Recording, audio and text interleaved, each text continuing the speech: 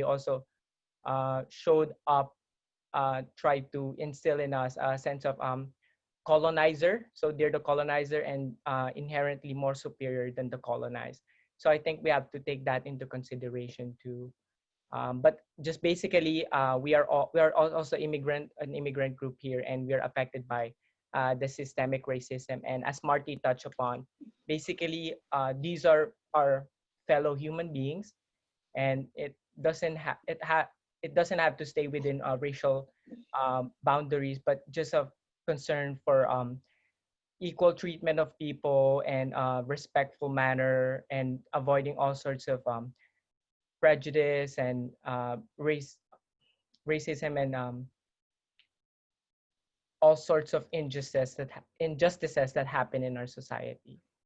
Thank you, Michael. You actually kind of segued us into our next question, which was what biases do we need to confront as a community, right? And what can we do to counter anti-Blackness and other biases? So let's talk a little bit more about that. And again, who wants to start with this? Let me go back to Maddie. Um, what are your thoughts on the biases we need to confront and how we can start to counter anti-Blackness and other biases? Here we go. Yeah, actually before that, I wanted to touch a little bit on what Michael said about having solidarity for the Black community, and just reference a point of history and actually Filipino history. During the Filipino-American War, when actually the US was sending actually groups of Black troops to come and fight against Filipinos.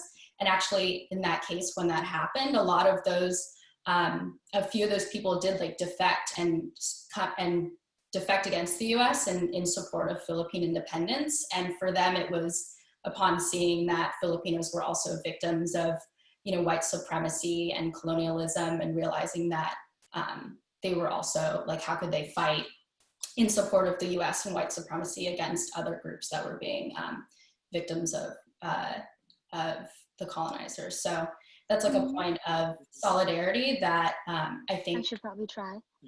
That I think Filipinos can remember today, knowing that we shouldn't support the Black Lives Matter movement because it's transactional, but because we're rooted in also collectively fighting against racism and for justice. But in that same vein, I think a lot of Filipinos who immigrate to the US and, you know, after the Philippines gained its independence, and as those Filipinos had their children, I think most Filipinos have just tended to assimilate into American culture a lot more. Manny referenced, you know, Filipinos wanting to have lighter skin and wanting to appear in more proximity to white people, to Americans. So I think a big bias that a lot of people still do have is the colorism against people with darker skin, which has become over time kind of like an indicator of socioeconomic status. And even like in my lifetime, I've had several family members who, you know, tell you to make sure to always put on a lot of sunscreen when you go out, or to, you know, point out when other people have darker skin, even Filipinos themselves. And that is also rooted in a lot of the colonialism by the Spanish and Americans.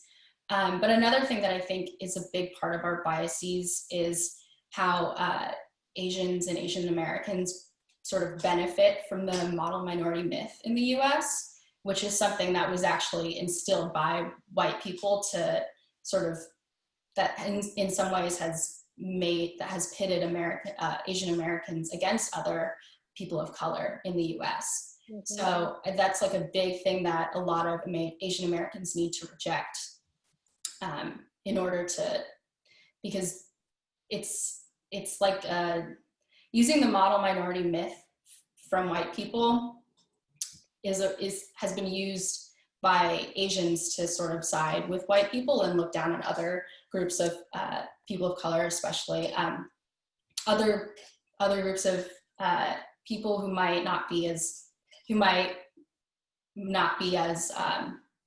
know, as advanced in terms of education or economic status.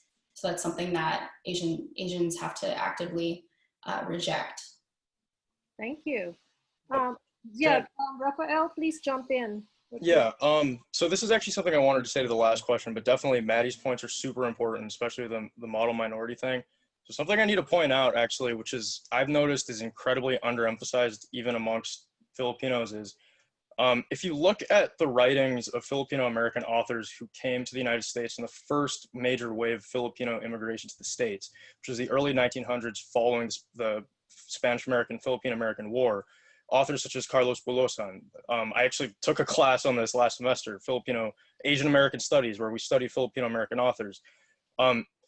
One specific reason why it's important, I think, to have Filipino and African-American solidarity is when the first wave of Filipinos that came to the United States, we were not associated largely with the Asian model minority myth. In fact, the racialized negative stereotypes that were attached to Filipino migrant workers were those that were taken from Black people. So Filipino Americans in the first wave of immigration, and even today, still, depending on whether or not you look more dark or not, which is to say a lot of Filipinos, is the stereotypes that were attached to a lot of Filipinos in the past and even continuing today tended to be that of, you know, disrespect towards authority, tendency towards violence and crime, tendency towards over-sexualization. You know, if you read the writings of Filipino-American authors such as Carlos Bulosan, they're not saying what the Asian American narrative is, which is against Black, you know, American experience. In fact, you know, when Filipinos specifically, when we ignore the parallels of the racist stereotypes that were attached to us in the past and continue today, also these are stereotypes that are attached to many Latino groups as well. When we ignore that we have many similarities to that, which are exceptions from the pan-Asian American narrative, it helps us build solidarity. And when we ignore those things, it makes us associate ourselves with groups which we're historically have not been racialized as, and it encourages us to continue the regressive Asian American model minority myth, which it's doubtful whether that was ever attached to our ethnic group in the first place in the United States. So when we perpetuate that, and when we try to oversimplify our own experience by just grouping ourselves with a pan-Asian American narrative, that's anti-Black, and that's also anti-Latino, you know, and that's also just ignoring the writings of these many great, you know, Filipino-American authors. So the only reason why I know this is because I had to take a class on it, which is really surprising. But the fact that we don't talk about it means that the only way I could learn about it was through a class. So, you know, that's definitely, I don't know, something I wanted to add because it's something that's very much ignored. Thank you. So let me just push back the question to the panel again. What can we do to counter anti-Blackness and other biases? So certainly knowing our history, appreciating that, fighting against the model minority narratives, those are things we could do. Any other thoughts of how we can counter anti-Blackness? Hi, this is Justine. I turned off my video just so I could hear better. Can everybody hear me? Yes, much better. Thank you. Okay, of course. I definitely think tolerance, and this is something that I've been thinking about a lot, but tolerance always starts in the home. You know, I think difficult conversations need to be had right now between people of different generations back and forth, because I don't know, I think it's at least for me, it feels almost like it was meant to be that all this racially charged conversations are being had when we are stuck at home, when we are stuck with the people that raised us, the people that instilled values in us. And I think the most beneficial conversations to be had are those that are based in truth from all parties involved. It doesn't matter how uncomfortable or heated they can get. I think there needs to be some sort of admission of biases, whether they're intentional or not, and that is when we can begin to talk of acceptance and working towards shifting perspectives or understanding or giving resources to kind of rework a lot of the biases and like intergenerational disparities between this kind of stuff. Thank you, Justine. Yeah. Of This course. actually sort of starts us on that next, the fifth question, which is really what kinds of conversations should we be having with each other, with our different generations, such as our parents, our grandparents, our friends, right? So let's hear from the others. Michael, Marty, you guys want to comment on this So, conversation? so I'll start. So one conversation we can have is, so as Filipinos, we may have been colonized, but it pales in comparison to me really to being treated as inferior within one's own country. I mean, we're for the Filipino-Americans, we're immigrants. For the Filipinos, we're not even we don't even live here. So and so for African Americans to have to worry about being accepted in their own country is it's Thank it you. should be it should be a point of concern, Yes, definitely. right? And Mm. so again I bring up the toxicity of it, that this has spread beyond U.S. shores. And so Filipino folks think in the same vein. You'll see it in pop and ad culture. Mestizos and mestizas are highlighted. Whitening products break out, as I mentioned earlier. So it is what it is. Whiter folks just stand out. They've stood out to Filipinos for having foreign Western looks, and you don't see too much of it in our part of the world. So to the older folks with who happen to have bias, Western influences are alive in you. They are discriminatory, and there's no way around them because they put down African Americans as being lesser human beings. So uh, don't put mestizos and mestizas on a pedestal for their looks. Don't prejudge African Americans for their looks either. So a conversation I'd have from my personal thoughts and experiences is, so having moved back here, I moved back here almost 3 years ago after doing all my schooling in Manila. And so after that Filipino upbringing with mostly Filipinos, I couldn't help but feel a diversity shock in a place like the Bay Area. So you have all these people from different parts of the world, different accents, different builds. So how do we get over that kind of shock? The idea that people are people, our personalities are longing for, and our goals are geared toward the same thing, happiness. So uh, it I think that's a really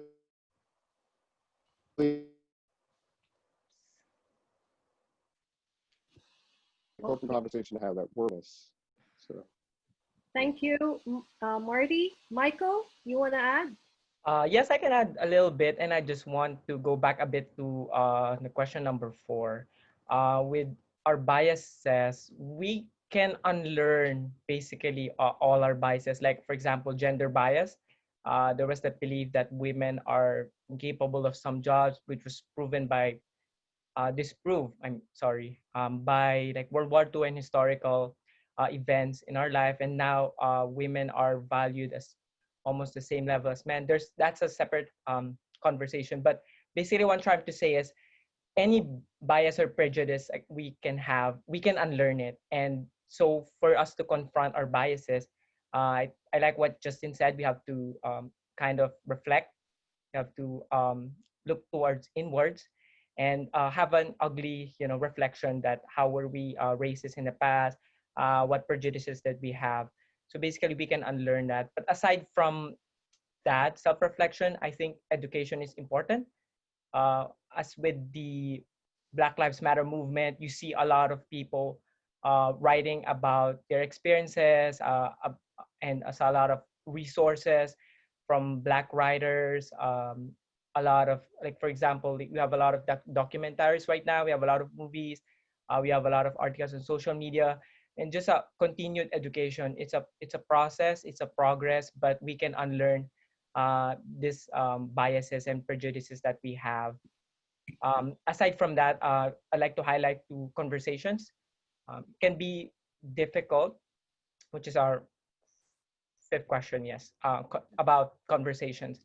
I believe conversations must be honest and sincere.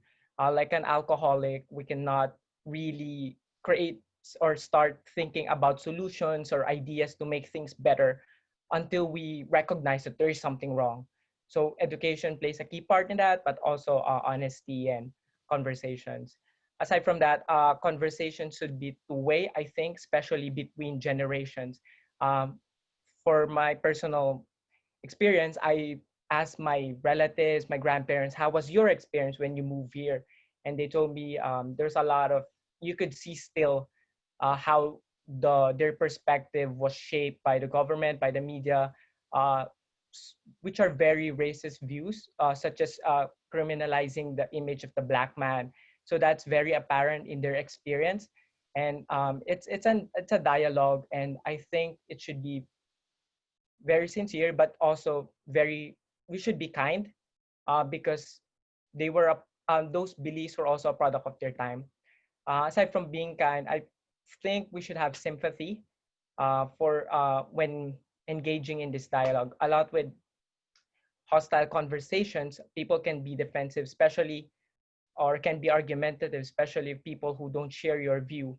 I've talked personally to Filipino families and friends, or even Americans who are actually pro-violence, and or you could say they lean more towards the police lives or Blue Lives Matter movements, and some are also hold like anti-immigrant views.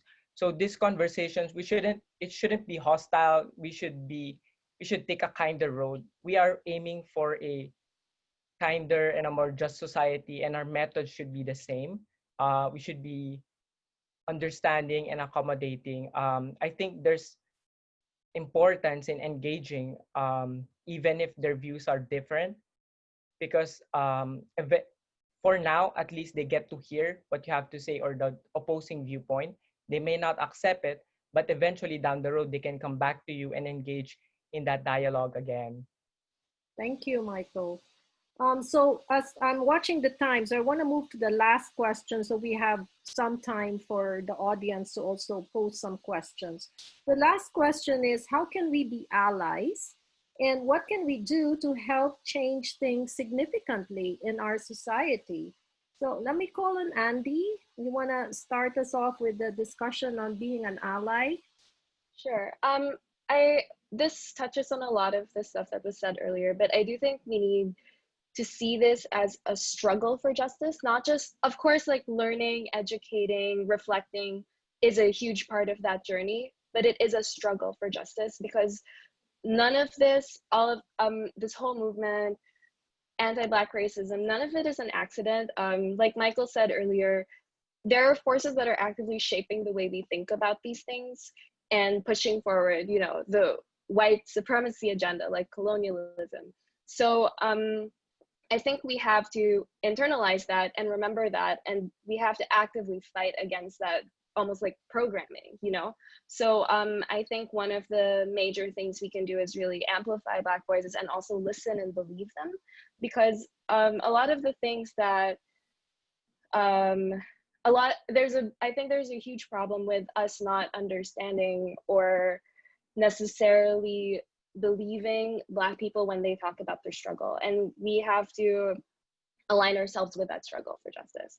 I also think that in terms of more, in terms of concrete actions that we can take, we can also donate to these organizations that are currently bailing out protesters. We can also, in a larger sense, like support Black businesses, try to amplify voices and give them, yeah. Thank you, Andy. Justine, anything else you want to add in terms of how can we be allies to the Black Lives Matter movement? Yeah. I definitely think there are lots of online resources that would take, I can say, less than 15 seconds to just sign a petition for bailouts, or to even donate whatever you can, and any amount is allowed, to like Black organizations that are fighting for justice right now. I think just definitely also asking There are pre-written out emails that you could get a hold of, and also just educating yourself. There's a lot of like essays and articles and books out there that can just provide you like further education on Black issues and understand why Black Lives Matter, period, I guess. So I just education and just action however you can, no matter how little, I think is the best way to be an active ally. Thank you. Anybody else from the panel want to add on this last question about being an ally? I just wanted to add some things to they mentioned a lot, but I think there's prevailing thought nowadays with this 2020 Black Lives Matter that it's not enough to not be racist. You have to be an ally. You just have to speak up and do things, because being passive and being silent will only make things worse. It will only help the side of the oppressor. Aside from that, I think Andy is more qualified to talk about these, but we could support the laws that are, or like bills or proposals that the Black Lives Matter movement is trying to push for. Like, for example, reform criminal justice system, a reform um, police through police reforms and more accountability for them. We can throw our support to those kinds of legal initiatives. One thing I like is the banning of chokeholds. So that is happening under Nancy Pelosi's leadership. And I think Rafael can talk more about the political side of things. But as a political major, I can also say, go out and vote too. That's a key part of having your voice heard. Like, vote for progressive candidates who are for equality, regardless of race. And you can exercise your political rights also. You can support candidates who push for criminal justice reforms. And I think the most active one action would be to go out protest. I actually went out to protest in San Francisco 2 weeks ago, and it was an illuminating experience for me because I get to see people, I get to hear their stories, I get to put a face on the movement, I get to feel more of what their movement is about, and it was really illuminating to me, as I said, because it's you get all the information on the internet, but for you to see it directly and hear people's personal stories, it affects you in a great way. And as Andy said also, like, donating is one cause you can do. I understand some people are not courageous enough, or maybe they are busy in their life to be more active, but there are a lot of things you can do on social media aside from posting a black square. You can buy books as a consumer. You have the power as a consumer. You can support Black-owned businesses or call out companies that have racist behaviors or practices, or if there's actions or behaviors that are seem to be that provide preferential treatment to a certain race. So as a consumer, you can also do that. And as Justin mentioned, you can sign petitions. That takes a few seconds. And then I also like having to amplify Black voices. I mean, we consume a lot of Black culture. We love their music, hip hop, rap, but we're not but we have to amplify them in things that matter too. Not only like getting to pick what part of the culture we want, but also standing with them in their struggle. Thank you so much to the panel. I think with that, we can open it up for questions. I'm looking at the chat box. So those of you who are in the audience, please feel free to type your question in the chat box. Let me see. I know Mohit had a question. We have 3 kids, 13, 11, and 9. How do we parents speak to them intelligently about Black Lives Matter? Could you give us some starting points that they can relate to? Okay, anybody in the panel want to share some ideas for Mohit?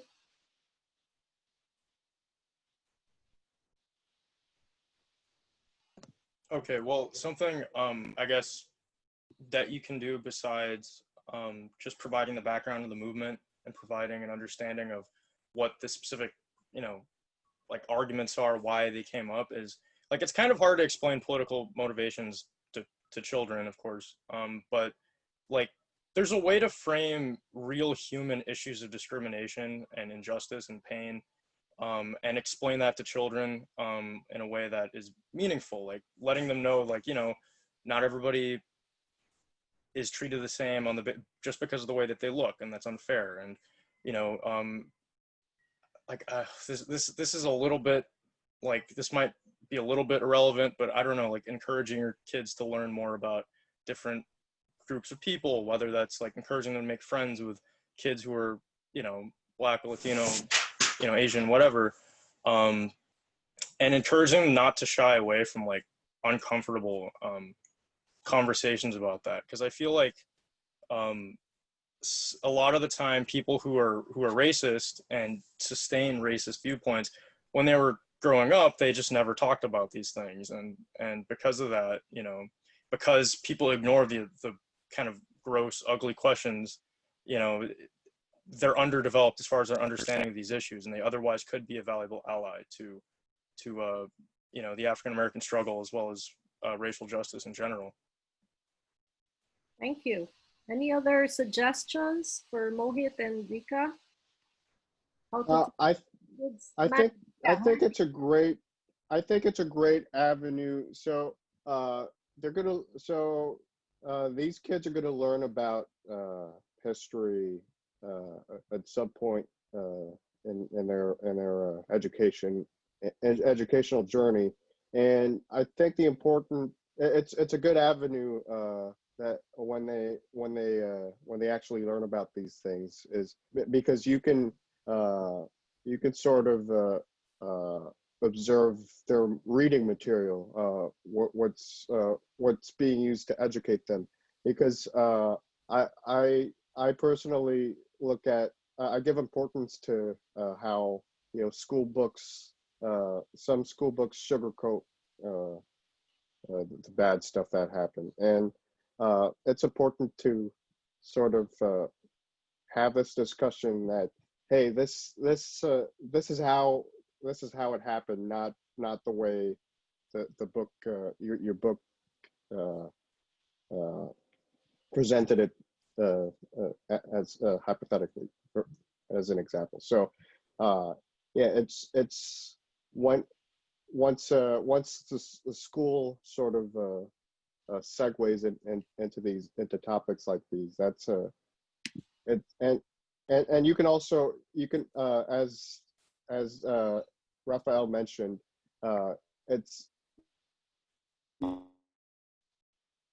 you can have the analogy of bullies. They mistreat you just for the way you look.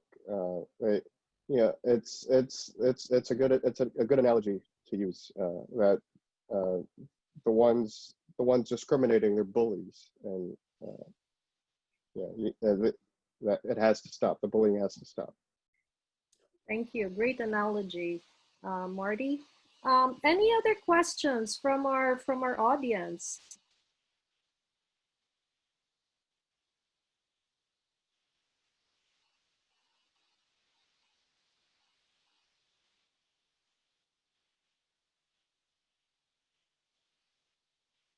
Okay, so the question from Melanie to the panelists: given everything that is happening in our world now, are you still hopeful for the future? Yes, hope springs eternal. That's great. Other thoughts? I think that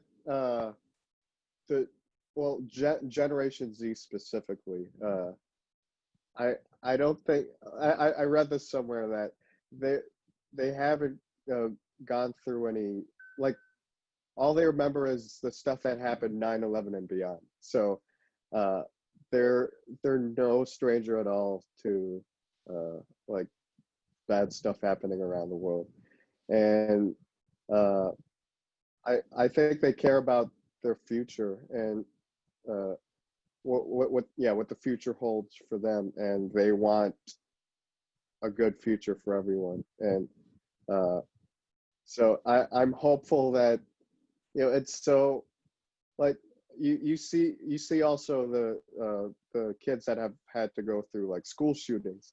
They've had to go through that. They you know, it's unnecessary. They shouldn't, it's something that shouldn't have happened to them, and yet you know, you're seeing all these shootings, and you know, they can only call for it to stop. That's like the reaction, their reaction. It's, things have to change, and I believe that once they're in leadership, they're gonna take the experiences they have and channel it into real change. Thank you. So another question from the audience is, are there any favorite novels that you found helpful in understanding Black history culture? Any suggestions about books, novels, other reading material? I can speak to, I can share what I've been reading. So part of trying to educate myself, especially because I just moved here, so I feel like I haven't read a lot of the books that were probably required in American high schools and American colleges. I've been reading The New Jim Crow with a group of friends, and that really is it's a very, I mean, it's quite old. It was published in 2010, but I think a lot of it still rings very true. It's all about how the US government has really structured society in such a way that it really marginalizes and oppresses Black people, and laws have been created that way. And it started with slavery, and then segregation was just another form of that. And then now it's the prison industrial complex that's the new form of that. So I think that's a really great and very simple, clear book. In terms of novels, I've read The Underground Railroad. It's a magic realism novel about what people during the when slavery hadn't been abolished yet, what Black people went through. So I think those are two really good books that I've read that I think were very helpful in illuminating what's been going on. Great suggestions. Any others from the panel? So I have a question, but first of all, I think you guys are great and very smart, and thanks for your insights. I think I want to say Michael. I think Michael mentioned that one of the very concrete things that we can do is to vote. So then, why do you think people your age, I guess, millennials and Gen Z, why do you think they don't vote at all? No, sorry, they don't vote as much as older people. And what can we do about that? Michael, would you like to address that one? Or I could take it as well. Rafael, go ahead. Okay, yeah. So as a politics major, that's a trend that drives me absolutely insane. But so I would attribute that to two major things. Number one would be a general lack of hope in the system politically. It is true that a lot of the decisions that were made by previous generations, particularly the baby boomers, everybody loves throwing them under the rug, rigged the system in a certain way where certain things are not politically feasible at all in the United States. So comprehensive police reform is a hard conversation to have when the police have been militarized for decades, even though crime rates have gone down significantly. But there's a lot of questions, and I'm oversimplifying when I say that. So there's a lot of different considerations to be had about, like, there's so many seemingly unretractable issues and private interest groups in Washington, D.C. that make it so Gen Zers and millennials, such as myself, tend to think, oh, even if we vote for blah, it's not going to do anything to change the system, which explains a lot of the popularity among my demographic, age group wise, of more, radical candidates who are social justice oriented. The other thing I think, which exacerbates that sense of hopelessness, is, political education is, in the American public education system, which I grew up in, is pretty limited. It's not very comprehensive. It's very confusing. It's very oversimplified.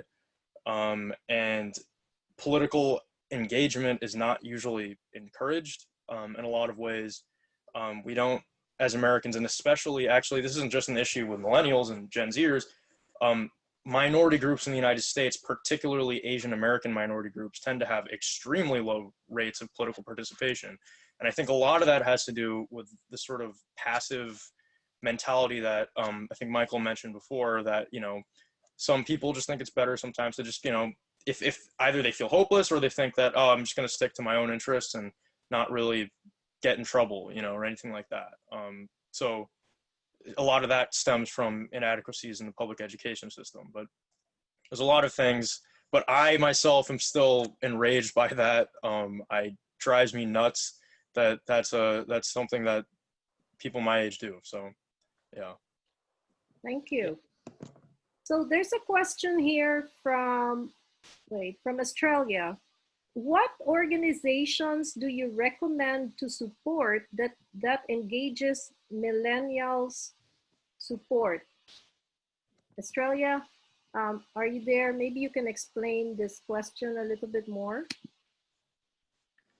Yeah, hi. Thank you to the panel. It's very enlightening to hear the issues kind of from the voice and the energy of young people. Denise is a good friend of mine, and I am actually a mother of two young Black women. So they're Black Filipinos, burnt lumpia, sometimes they're called, right? So anyway, I know that it's great for everyone to be educated and our awareness race and all of that. But like you all mentioned, this movement has been going on for a while. And I think that this is a really, really important time.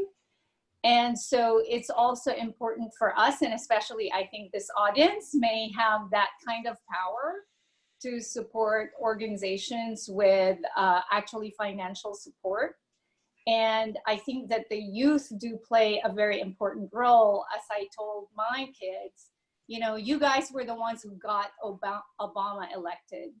Why weren't you there when Trump was about to get elected? So, so I am particularly interested in financially supporting organizations that mobilize the youth. So I don't know if you have any that you're aware of and could recommend them. Any thoughts from our panel? Can I go? Yeah, Michael. Hi. And I just want to touch briefly on the conversation a while back about the voters. I wasn't sure about the statistics. I was actually checking. But you're right. There's a sense of disillusionment of the youth of the system, which is typical. But what I like also about the Black Lives Matter, and Rafael mentioned that it started with the hashtag. So, and if you could see the protest, it's a lot of young people out there. And I was checking the statistics too. There was a jump also from votes of the young people, voting numbers from 2014 to 2020.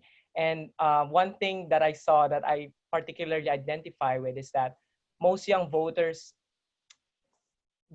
support progressive candidates, primarily Bernie Sanders, which I also do. So if you, I think, especially since the younger you are, the more open you are to progressive radical ideas. It's said in politics, the older you get, the more conservative you get. So I think these movements, if you donate to the Black Lives Matter, it helps because the Black Lives Matter has an appeal that transcends ages.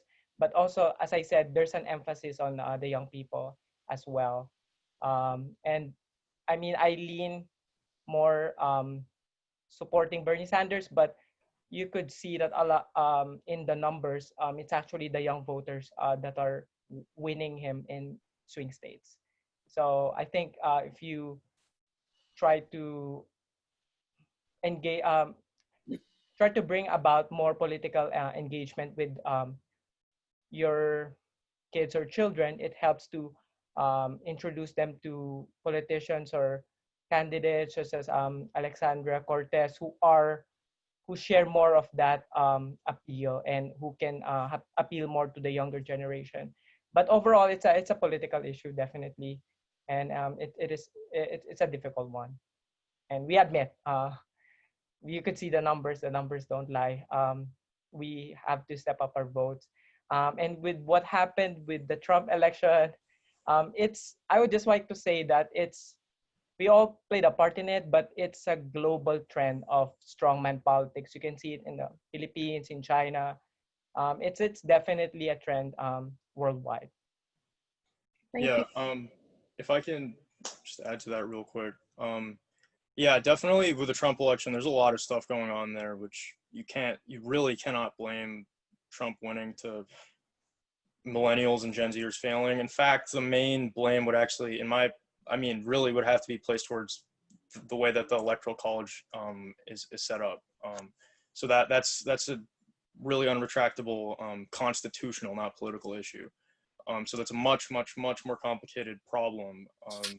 Hopefully we could beat them next time, but something that is important to note though, since this is a conversation about Black Lives Matter, so Black Lives Matter is a movement that deliberately has chosen not to associate itself with a given political party. Now, obviously, most of the time, it's going to be championed by people who would identify as Democrats or are, Democratic Socialists or Independents, Green Party maybe. But the point of the movement is you don't have to you don't have to think about party affiliation and candidates to value Black lives. Now, of course, the reality is certain politicians in Washington are championing Black lives far more so than others. But I think you don't necessarily have to think about this as just I'm going to vote for this candidate specifically. Whether or not you vote for someone or not is basically it's a result of a million different considerations you may have, which go beyond just racial justice. So who you vote for is your right, of course. But what I will say is something that is vital is getting your representatives to understand what Black Lives Matter means, to make that of interest beyond party lines. That's part of the issue, that we have politicized racial justice and the value of people's lives. This is supposed to transcend politics, even though politics are critical. So, we all have our different political convictions. Regardless if you're the most conservative or the most liberal person in the world, you should believe that Black Lives Matter, and you should support that. And there are ways to exercise that despite what some people who agree with you more politically may say. And we should strive to transcend those political boundaries, because this is a human rights issue, really. Thank you. So I just want the audience to know, if you're there, that if you check in the chat box, there are several recommendations. There are several recommendations for books and other resources that you can consult with. Marty, were you gonna add something? Yeah, I'd like to continue from what Raphael said. Going back to the Trump's election, a lot of it had to do. So the campaign was heavily dependent, I would say, on Facebook, and there was a lot of information and misinformation going on, and so to relate that to the whole Black Lives Matter movement, I believe that it's important that we filter out the information that's given to us through social media. Social media is just it's powerful right now. That's a given, and it's up to us the way we use it, the way we decipher what's going on in there. There's so much information, and it's important for us to educate ourselves and educate other people, that we just keep aware of what's right and what's wrong, and just have that, just keep that posture of spreading truth, and because it's so easy to brainwash different folks, and so that's the danger of social media. It's a danger that it's so easy to brainwash people, but it's also something we can utilize if we use it correctly. So and yeah, ideas get spread so easily. So just spread the cause, use it wisely. Thank you for that, especially underscoring the importance of media and understanding what's real news versus fake news in this whole discussion. Yes.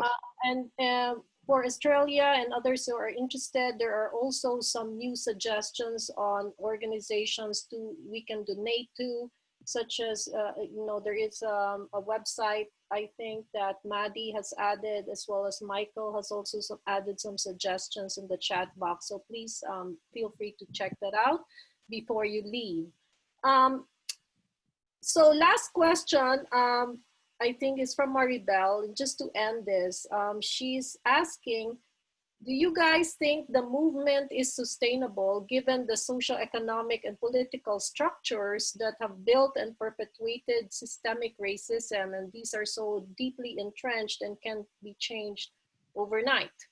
So do you guys still think this movement is sustainable? Andy? I can take a stab at this. I mean, short answers, I don't know, but I hope so. And I think that a lot of what we've seen in the past few weeks has given us a lot of reason for hope, because I think the movement has transcended just the US and has become a global thing. I think that a lot of the protests have actually resulted in, the Minneapolis, I forgot which city, but the city in Minnesota actually defunding their police organization. And I also think there is a lot of energy and movement, but it's really up to us to make it sustainable. And I think, like, for example, this what we're doing right now is part of that upward struggle. So I think we just have to keep going, but I'm hopeful that it will keep going. Thank you so much, Andy. And thank you to the panel for your time, for your energy, and for your investment in these efforts. I just want to read to you a comment from one of the audience. And they said, it is truly commendable that these young Filipino-Americans are intellectually, emotionally, and physically engaged with this very important social issue. So, I want to share this feedback directly to you and to thank you really for your energy, for your interest, for really putting yourselves out there and answering this invitation to have a conversation. So thank you to our panel once again.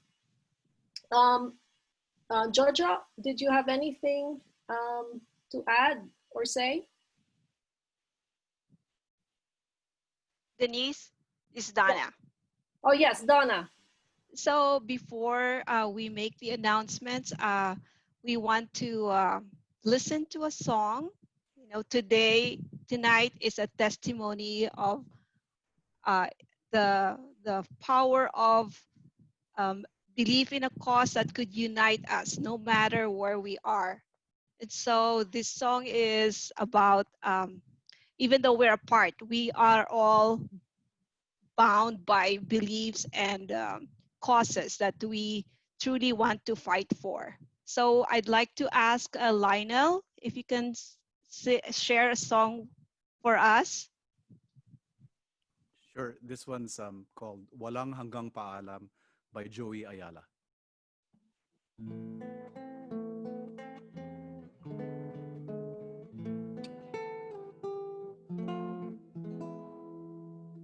Di ba tayo'y narito upang maging malaya at upang palayain ang iba?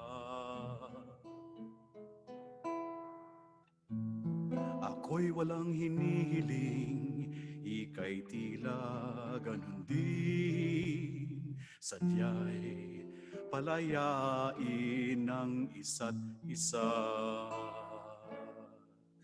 Ang pag-ibig natin ay walang hanggang paalam at habang magkalayo, papalapit pa rin ang puso.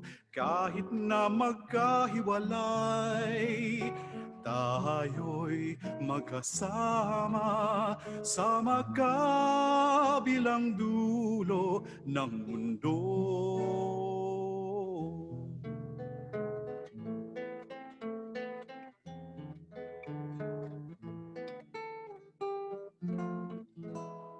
Ang bawat simula ay siya ring katapusan. May patutunguhan ba ang ating pagsinta? Sa biglang tingin, kita'y walang kinabukasan, subalit di malupig ang pag-asa. Ang pag-ibig natin ay walang hanggang paalam, at habang magkalayo, papalapit pa rin ang puso.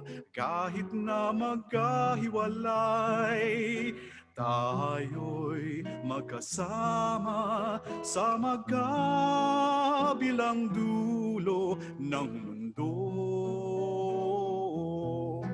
Ang pag-ibig natin ay walang hanggang paalam, at habang magkalayo,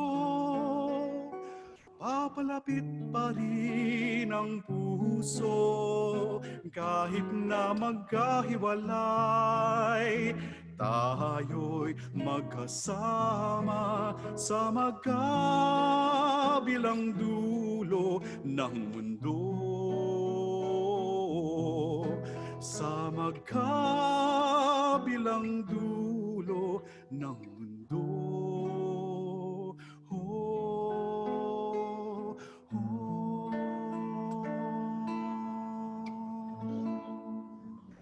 Thank you, Lionel, for that wonderfully inspiring and apt song. Even though we are worlds apart, we are together.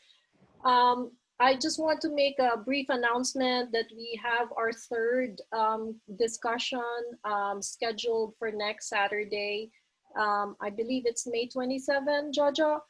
It's Saturday, May 27 at 5 p.m. California time. We will announce that on Facebook as well as on our webpage, Ateneans for Social Justice. The third discussion is going to feature a conversation with three Filipino-American psychologists, and they're going to be talking about confronting bias, reducing prejudice, and building kapwa. So we will continue this, but from a more psychological perspective.